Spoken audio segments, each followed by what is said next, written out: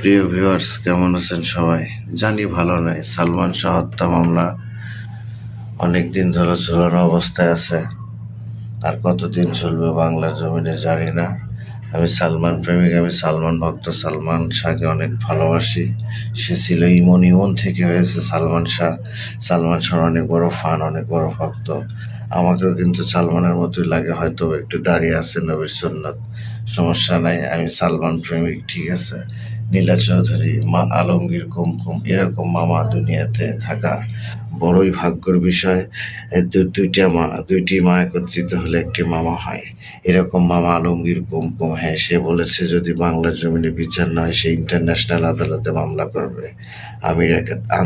আমেরিকাতে। হ্যাঁ, মাইন্ড করেন না, ঠিক আছে। আমি সালমানের ভক্ত ভক্ত প্রেমিক। তার বিচার দাবি করার জন্য সবার কাছে বিনীত অনুরোধ করছি। ভিডিওটি সবাই ভালো লাগলে একটু শেয়ার মেয়ার করে দিন। ভালো লাগলে, যদি ভালো লাগে শেয়ার মেয়ার লাইক টেক করেন। আর যদি সালমান ভক্ত হন তাহলে তো কথাই নেই, ঠিক আছে। আমি আরও ভিডিও নিয়ে আসতেছি কিছুক্ষণ পর।